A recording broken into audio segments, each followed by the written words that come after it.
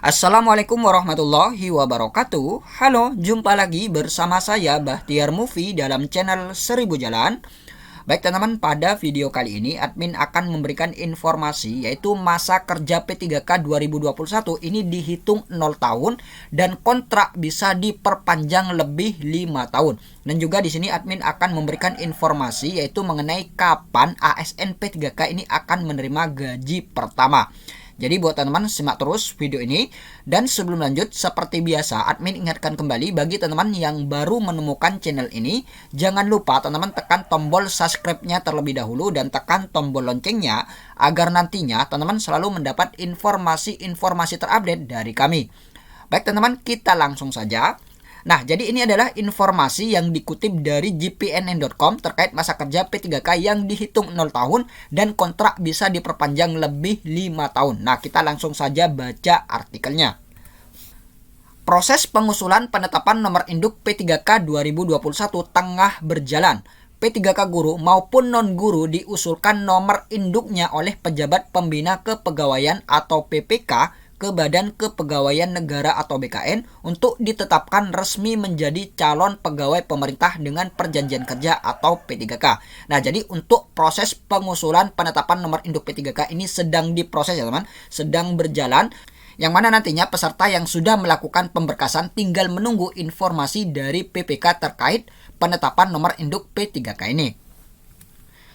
Karo Humas BKN Satya Pratama mengungkapkan ada dua regulasi yang mengatur tentang P3K 2021, yaitu Permenpan RB nomor 28 tahun 2021 untuk jabatan fungsional guru, kemudian Permenpan RB nomor 29 tahun 2021 untuk jabatan fungsional non-guru.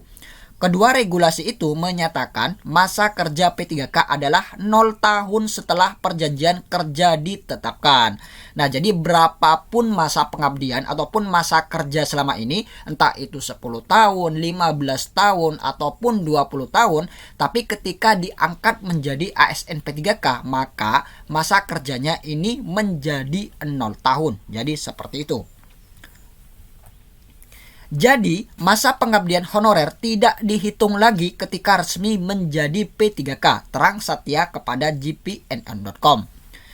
Di dalam Permenpan RB nomor 28 tahun 2021, lanjutnya, golongan gaji P3K guru yang dipersyaratkan S1 atau D4 ditetapkan pada golongan 9.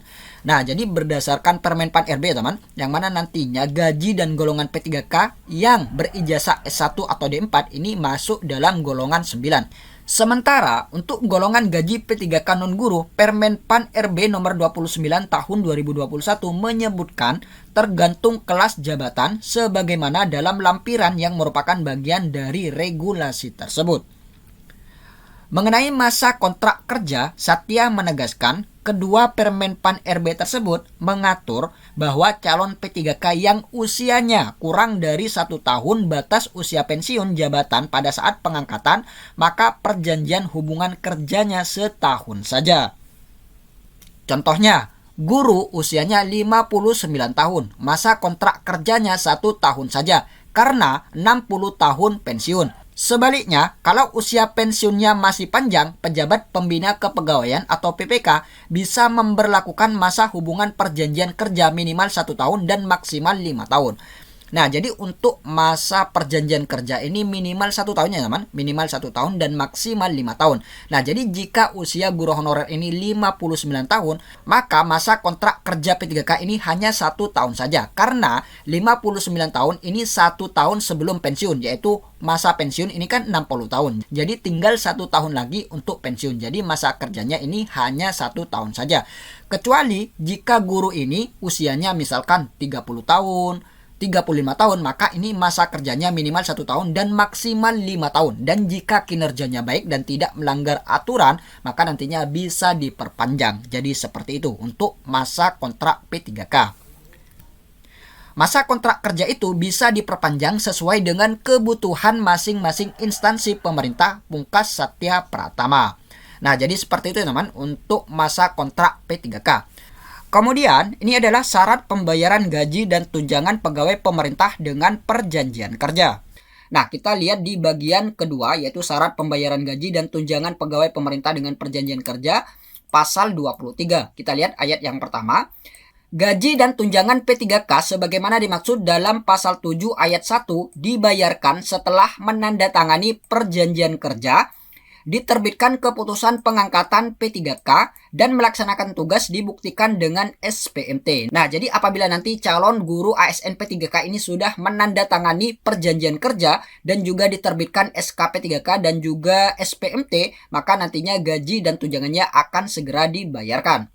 Kemudian ayat yang kedua, penerbitan SPMT sebagaimana dimaksud pada ayat 1 mengikuti ketentuan peraturan Badan Kepegawaian Negara yang mengatur mengenai petunjuk teknis pengadaan P3K. Kemudian ayat yang ketiga, SPMT sebagaimana dimaksud pada ayat 2 tidak diberlaku surutkan dari tanggal penandatanganan perjanjian kerja dan penetapan keputusan pengangkatan menjadi P3K. Kemudian ayat yang keempat, dalam hal P3K melaksanakan tugas berdasarkan SPMT sebagaimana dimaksud pada ayat 1, pada tanggal hari kerja pertama bulan berkenaan, gaji dan tunjangannya dibayarkan terhitung mulai bulan berkenaan. Nah, jadi ini jika SPMT-nya terbit pada tanggal hari kerja pertama bulan berkenaan, maka gaji dan tunjangannya ini juga dibayarkan pada bulan tersebut. Contohnya, misalkan SPMT ini terbit pada tanggal hari pertama tanggal 1 bulan Maret 2022 misalkan. Nah, jadi gaji dan tunjangannya ini dibayarkan pada bulan itu juga, yaitu pada bulan Maret. Nah, jadi seperti itu maksud dari ayat yang keempat ini. Kemudian kita lanjut ke ayat kelima. Dalam hal P3K yang melaksanakan tugas berdasarkan SPMT sebagaimana dimaksud pada ayat 1 pada tanggal hari kedua dan seterusnya pada bulan berkenaan, gaji dan tunjangannya dibayarkan terhitung mulai bulan berikutnya. Nah, jadi apabila nanti SPMT-nya ini terbit pada tanggal hari kedua, ketiga, keempat, dan seterusnya pada bulan berkenaan, maka gaji dan tunjangannya ini dibayarkan terhitung mulai bulan berikutnya. Misalkan SPMT-nya ini pada tanggal 2 misalkan, ataupun tanggal 3 Maret 2022. Nah, jadi ini kan hari kerja kedua dan seterusnya.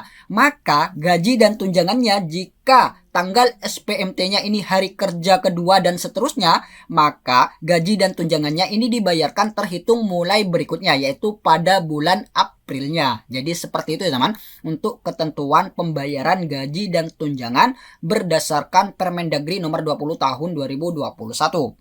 Baik teman-teman, itulah sedikit informasi dari kami. Semoga video ini bermanfaat. Wassalamualaikum warahmatullahi wabarakatuh.